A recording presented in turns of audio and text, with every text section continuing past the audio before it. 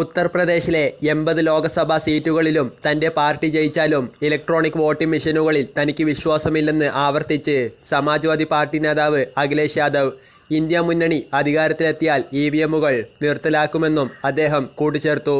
ലോക്സഭയിൽ നന്ദിപ്രമേയ ചർച്ചയിൽ സംസാരിക്കുകയായിരുന്നു കനൗജ് എം. ഇന്നലെയും ഇന്നും എനിക്ക് ഇവിഎമ്മുകളിൽ വിശ്വാസമില്ല. യുപിയിൽ 80 സീറ്റുകൾ നേടിയാലും താൻ ഇവിഎമ്മുകളിൽ വിശ്വസിക്കില്ല. ഇവിഎമ്മുകളുമായി ബന്ധപ്പെട്ട പ്രശ്നം അവസാനിച്ചിട്ടില്ല. ഇവിഎമ്മുകൾ ഇല്ലാതാകുന്നതുവരെ സമാജ്വാദി ഇക്കാര്യത്തിൽ ഉറച്ചു നിൽക്കും. ഇലക്ട്രോണിക് വോട്ടിംഗ് മെഷീനുകൾ ഉപയോഗിച്ച് വിജയിച്ചാൽ ഞങ്ങളത് നീക്കം ചെയ്യുമെന്നും അദ്ദേഹം കൂട്ടിച്ചേർത്തു. 2024 ലോക്സഭാ തെരഞ്ഞെടുപ്പ് ഇന്ത്യയിലെ വർഗീയ രാഷ്ട്രീയം അവസാനിപ്പിച്ചെന്ന് അഖിലേഷ് യാദവ് പറഞ്ഞു. അയോധ്യയിലെ തൻ്റെ പാർട്ടിയുടെ വിജയത്തെ ഇന്ത്യയിലെ പക്വതയുള്ള വോട്ടർമാരുടെ ജനാധിപത്യ വിജയമെന്നാണ് അദ്ദേഹം വിശേഷിപ്പിച്ചത്. ജനങ്ങൾ സർക്കാരിൻ്റെ ധാർഷ്ട്യം തകർത്തു. ആദ്യമായിട്ടാണ് ഒരു പരാജയപ്പെട്ട സർക്കാർ വരുന്നത്. ഈ സർക്കാർ അധികകാലം മുന്നോട്ട് പോകില്ല എന്നാണ് ജനങ്ങൾ പറയുന്നത്. ഈ തെരഞ്ഞെടുപ്പ് ഇന്ത്യ മുന്നണിയുടെ ധാർമ്മിക വിജയമായിരുന്നു, പോസിറ്റീവ് രാഷ്ട്രീയത്തിൻ്റെ ജയമായിരുന്നുവെന്ന് അഖിലേഷ് യാദവ് പറഞ്ഞു. നീറ്റ് പരീക്ഷ ക്രമക്കേടുമായി ബന്ധപ്പെട്ട വിഷയത്തിലും അഖിലേഷ് യാദവ് സർക്കാരിനെ കടന്നാക്രമിച്ചു. എന്തുകൊണ്ടാണ് പേപ്പർ ചോർച്ച സംഭവിക്കുന്നത്? യുവാക്കൾക്ക് ജോലി നൽകാതിരിക്കാനാണ് സർക്കാർ ഇത് ചെയ്യുന്നത് എന്നതാണ് സത്യം.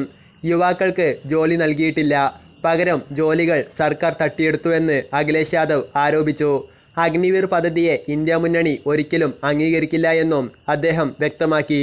ഇന്ത്യ മുന്നണി അധികാരത്തിലെത്തുമ്പോൾ അഗ്നിവീർ പദ്ധതി നിർത്തലാക്കുമെന്നും അഖിലേഷ് യാദവ് പറഞ്ഞു. മറ്റൊരു വാർത്തയെന്ന് പറയുന്നത്, ലോക്സഭാ പ്രസംഗത്തിന് ശേഷം ആദ്യമായി മാധ്യമങ്ങളോട് പ്രതികരിച്ച് പ്രതിപക്ഷ നേതാവ് രാഹുൽ ഗാന്ധി.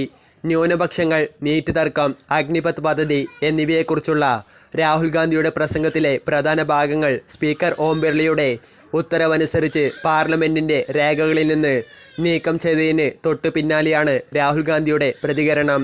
മോദിജിയുടെ ലോകത്ത് സത്യത്തെ പുറന്തള്ളാം, എന്നാൽ സത്യത്തിൻ്റെ ലോകത്ത് നിന്ന് പുറന്തള്ളാൻ സാധിക്കില്ല എന്നതാണ് വാസ്തവം. എൻ്റെ വാക്കുകളെ അവർക്ക് എത്ര വേണമെങ്കിലും നീക്കം ചെയ്യാം, പക്ഷേ സത്യം സത്യമാണ് എന്ന് അദ്ദേഹം മാധ്യമങ്ങളോട് പറഞ്ഞു. രാഹുൽ ഗാന്ധിയുടെ പ്രസംഗത്തിലെ ഹിന്ദു പരാമർശത്തിനെതിരെ ലോക്സഭയിൽ വലിയ തോതിൽ പ്രതിഷേധം ഉയർന്നിരുന്നു. മുഴുവൻ ഹിന്ദു സമൂഹത്തെയും അക്രമാസക്തരെന്ന് വിളിച്ചെന്നാരോപിച്ച് പ്രധാനമന്ത്രി നരേന്ദ്രമോദി രാഹുൽ ഗാന്ധിക്കെതിരെ പ്രതിഷേധിച്ചിരുന്നു. അദ്ദേഹത്തിൻ്റെ ഹിന്ദു പരാമർശവും വ്യവസായികളായ അദാനി, അംബാനി എന്നിവരെക്കുറിച്ചുള്ള പരാമർശവും അഗ്നിവീർ പദ്ധതിയെക്കുറിച്ചുള്ള പരാമർശങ്ങളുമാണ് നീക്കം ചെയ്യപ്പെട്ട ഭാഗങ്ങൾ.